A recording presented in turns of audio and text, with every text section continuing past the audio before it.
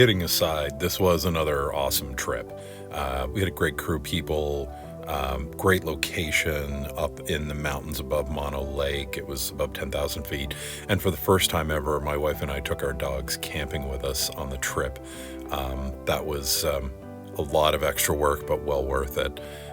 Yeah, great trip. We had Carlton and Jason showed up. Dom was there for a night. Fabio made it for a night. Yaniv was with us. It was just a really good trip.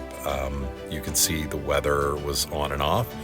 We had rain every day on this trip, and it was a bit of a challenge, but I will say that it made for extraordinary views all weekend.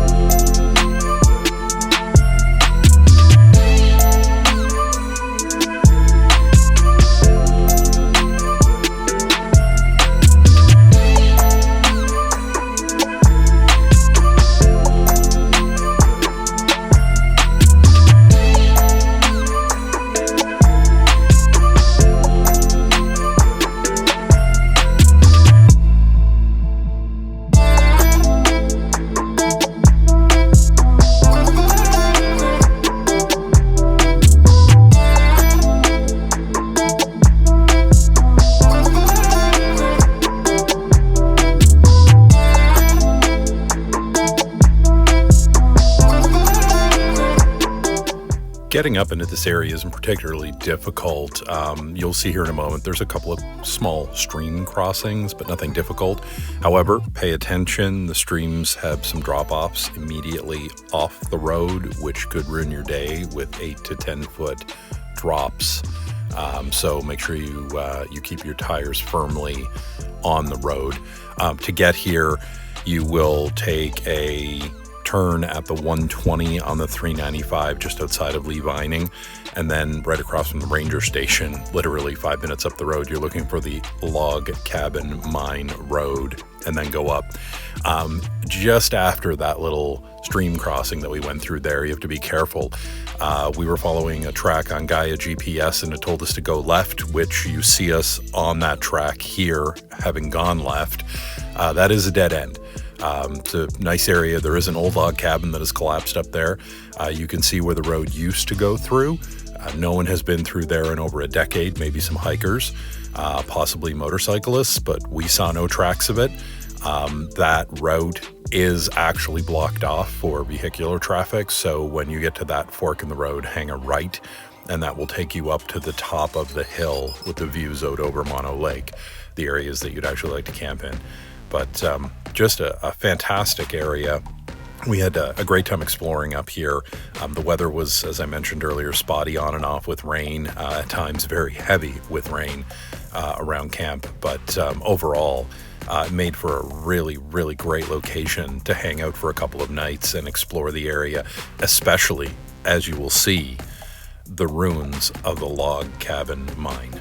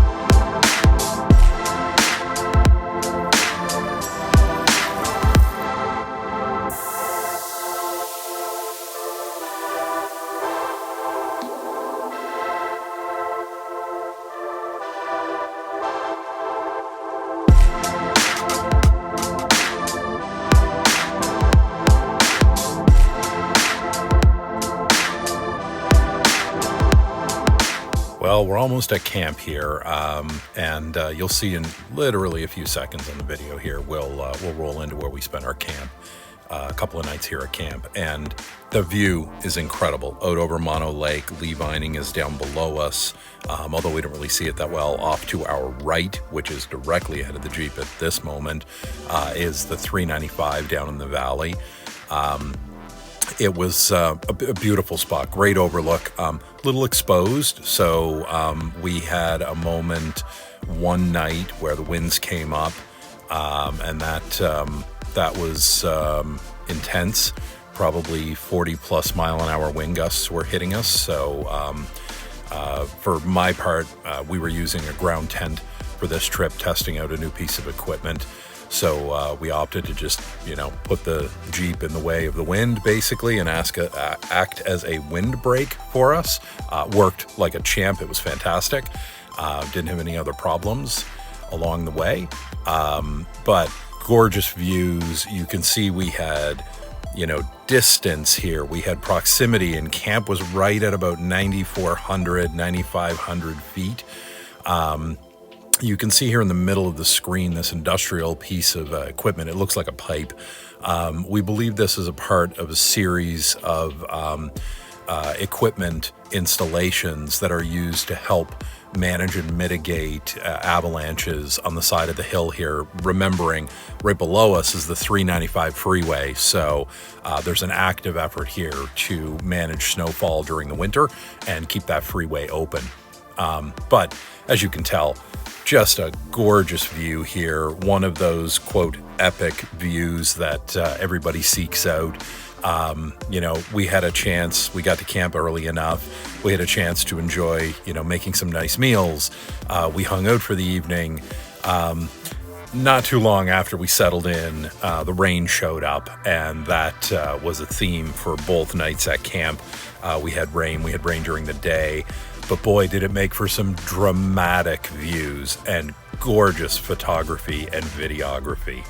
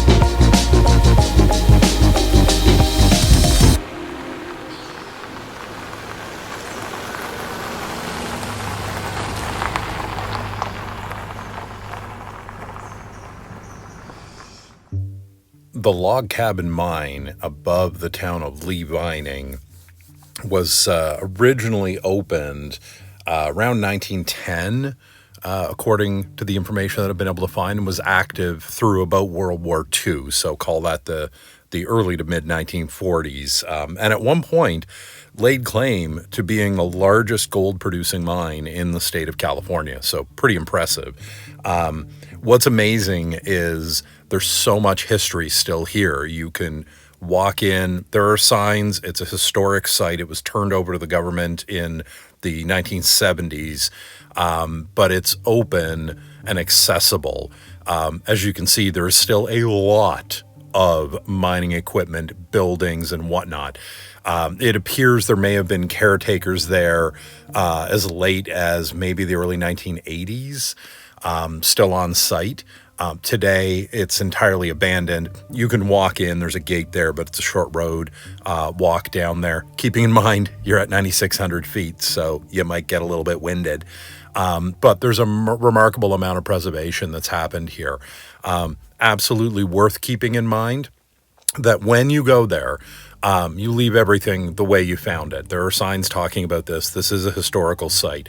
We all should do our part to preserve it while we enjoy this bit of history. Equally as important, there are signs warning of mercury that is on site that was used during the mining operation. Heed those warnings. Mercury poisoning is a very real thing. The signs are still up.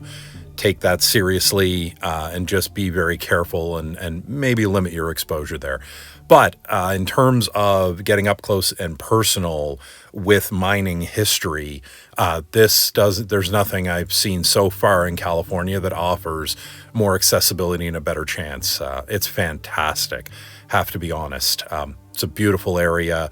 It would have been really isolated and really lonely up here. But hey, you're there to mine. You're not there to, this isn't a summer camp, basically.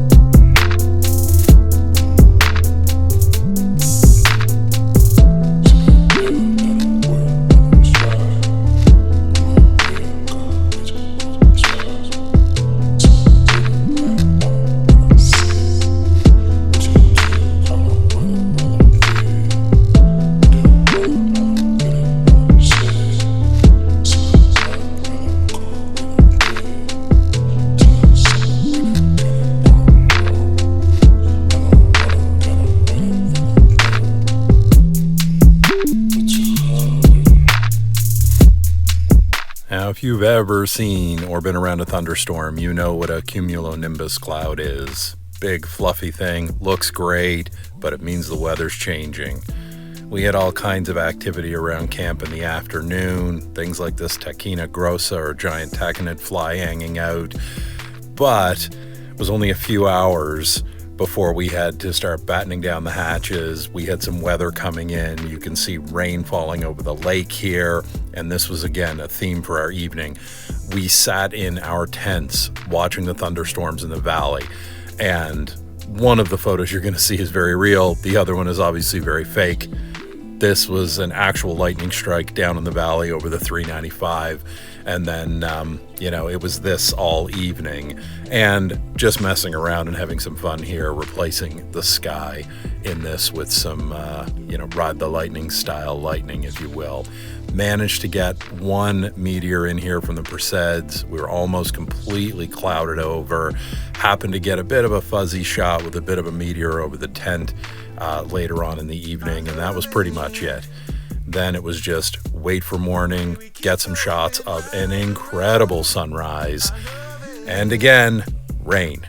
We packed up camp pretty quick and got ready to haul out of there, but it was an absolute stunning trip from front to back. The location was fantastic. Traveling with folks was awesome. The views, as you can see, just beautiful. Highly recommend, folks, if you have a chance, go on up, check out this area. The sunrises, the sunsets, just beautiful over Mono Lake.